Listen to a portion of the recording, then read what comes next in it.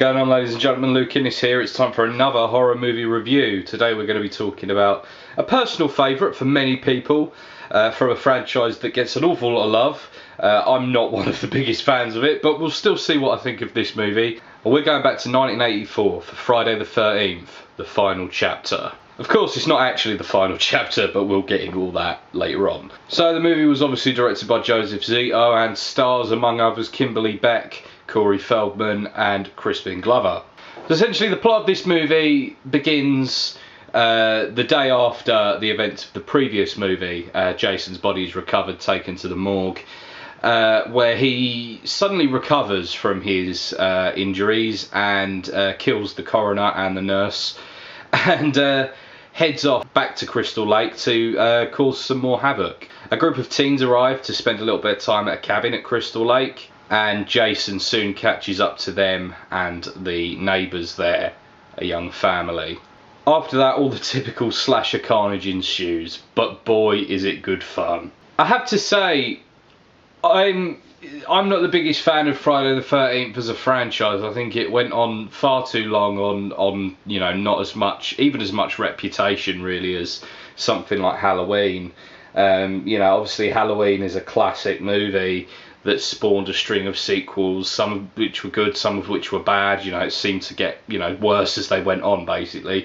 Friday the 13th, you know, started on a good movie and then did a few good movies, and then it all sort of turned to shit after that. But, you know, this is something that I want to cover in a separate video somewhere down the line. But this movie, Friday the 13th, the final chapter, or part 4 as it is often referred, because, you know, the final chapter subheading is ridiculous, given that the movie series carried on for, six movies in this canon after this. But on an artistic level, I do believe the intentions were there. This movie starts off with basically a montage of all 3 previous movies in, you know, true style, as if, you know, this was genuinely intended to be the final movie. Of course, you know, distributors and rights holders have no such qualms with bringing the series back if they feel like they can make a bit more money out of it, so they probably never had the intention. But I genuinely believe that the people who made the movie were committed to this being, you know, the closing out of the franchise, and that is borne out through the entire film. You know, there is, you know, no fake out or anything like that. There is no, oh, Jason, you know, might have survived this, you know, or like any implication that he could still be alive like there is at the end of the previous 2 movies, I guess. So in that sense, I've got to respect it. You know, you take another, you know, movie that was marketed in a similar way, Freddy's Dead, The Final Nightmare, which was marketed as being the final Nightmare on Elm Street movie. They, you know, that movie felt like such a cop-out the way it ended, because, you know, you'd already established that Freddy was a supernatural being who couldn't die, so when he was defeated at the end of that movie, it really didn't have any more impact than at any other stage in the series. In fact, it had less of an impact because it followed a shitty movie. This movie, on the other hand, at this stage in the franchise, Jason hadn't been established with, you know, any kind of supernatural powers or anything yet, so, you know, there was, they in that sense, that the franchise had a little bit more room to actually, you know, set a cut-off in the way that this movie does, if you ignore the movies that come after it.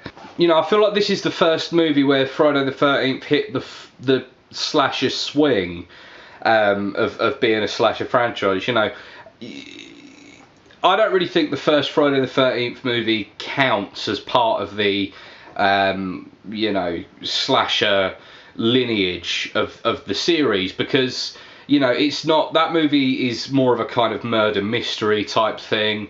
You know, it's not like in Halloween where you know who's doing it, or, you know, later on in most slash movies you know exactly who the killer is. You don't in that movie. That's a huge element of that movie. You know, the iconic killer is established in the second Friday the 13th film. You know, he's a cursory part of the plot in the first, and in the second, you know, he becomes the established killer.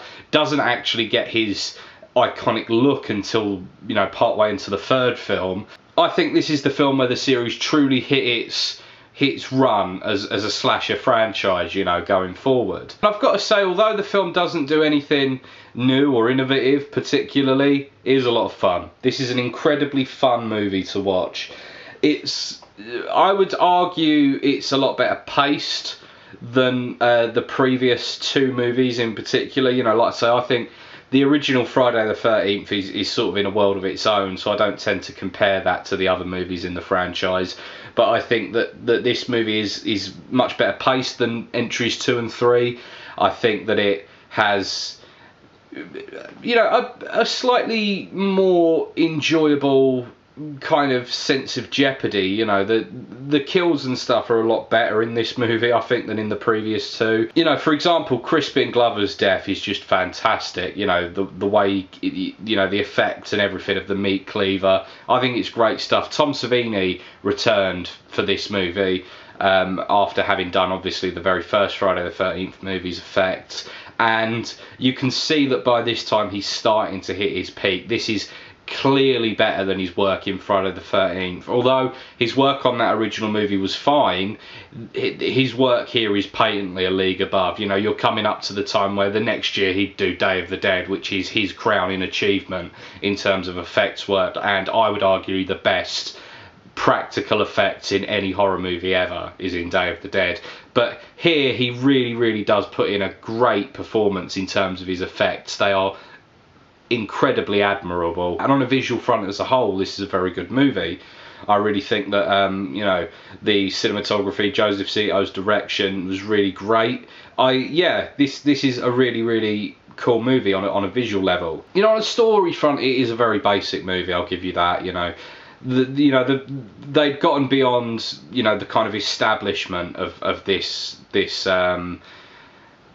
lore of, you know, a child drowned at Crystal Lake, and, you know, the mother came back to take revenge, but then it turns out he wasn't actually dead, and, you know, all of that had been established long before. So, you know, by this point it just boils down to Jason wakes up and feels like killing again, which is fine if you can do the movie well with that kind of little amount of, I guess, plot.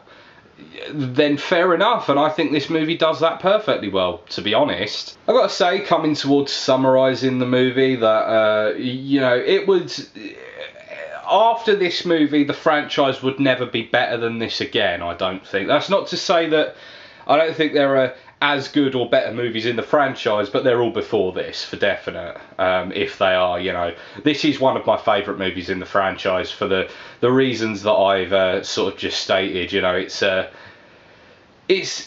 very nuts and bolts slasher movie, but it's a nuts and bolts slasher movie done very well and very admirably. That said, it's not like it hasn't been done before, so, you know, it's not a massively innovative film, but it is a really good fun movie. You know, Jason is obviously in his iconic appearance by this time. Everything's set up really well. Time to just go for it, have some fun, try and survive. So overall, I'm going to give Friday the 13th, the final chapter, an 8 out of 10.